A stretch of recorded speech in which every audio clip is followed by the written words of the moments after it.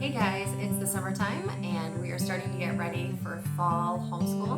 And I'm thinking about my 10th grader. Her name's Lydia, and Lydia has taken 4 CLEP tests and isn't quite sure if she wants to get her associate's degree before she's done with high school or not. A lot of it depends on the college she chooses to go to and what CLEP credits they allow.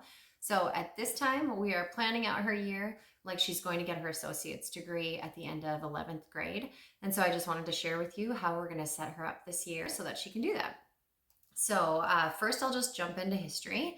We use Knotgrass history in high school, at least partially. We use it kind of as a framework.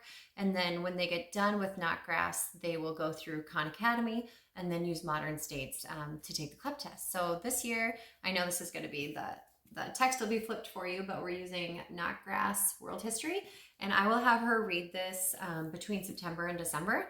And then we will stop and do the History of Civilization Part 1 on Khan Academy. And then she will CLEP for that probably in February. So we've already checked with the school. She's thinking about going to college and they will accept those credits. So for history, Knotgrass World History.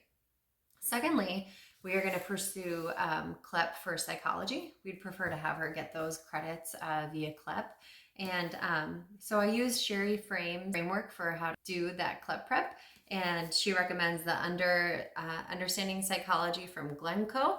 And then we also use the REA CLEP book for psychology. So we'll probably start that in the fall. And even though it's a half-a-year class, we found with our older kids that it does take more like 6 full months to really be ready for the psychology CLEP, especially if your kids haven't had exposure to psychology or sociology before.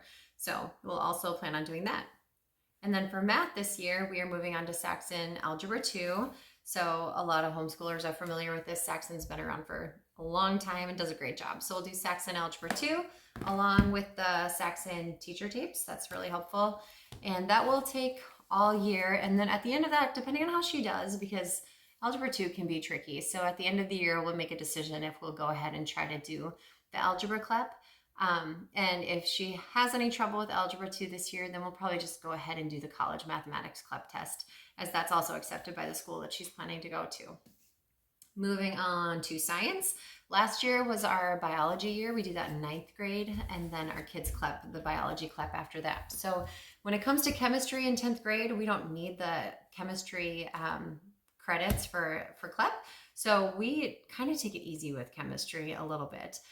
We are using Dr. Dennis England's Master Books Chemistry, if you're familiar with that. So it's not super rigorous. Sorry, there's a lot of glare there. But it does the job well. It's perfectly fine for college prep, and we don't need to CLEP it anyway. So chemistry is Master Books. For another elective, I like all of my kids to take logic. And so we usually start logic between 8th and 9th grade, just depending on how their other classes are going. So our 10th graders already taken Logic 1. Now we're moving on to intermediate logic, and we use the one by Canon. The textbook looks something like this, intermediate logic. And so she'll do that just as an elective, not for CLEP or anything. And then finally for CLEP, she will be doing the composition CLEP exam this fall. So last year, we used Essentials in Writing, level 9 for her. And now this fall, we'll just jump right into Modern States to do the CLEP prep portion of that, and then she can CLEP for composition. So with the school that we're transferring her credits into, she can get 3 or 6 credits for her CLEP exam, just depending on how high her score is. So that's a really great CLEP exam for her to take this year. So that's it as far as CLEP and meeting those high school requirements. Some other things we want to do for electives this year. We're going to do a personal finance course as an elective. We're also going to be doing a worldview course as a family. And then we're debating about if we're going to do a language this year or not. I'd really like her to jump into a language this year, but I know she's going to have a really full schedule. So those are our plans. If all goes well, it looks like she should have 15 CLEP credits at the end of this 10th grade year. So that's our plan. Let me know what you guys are planning.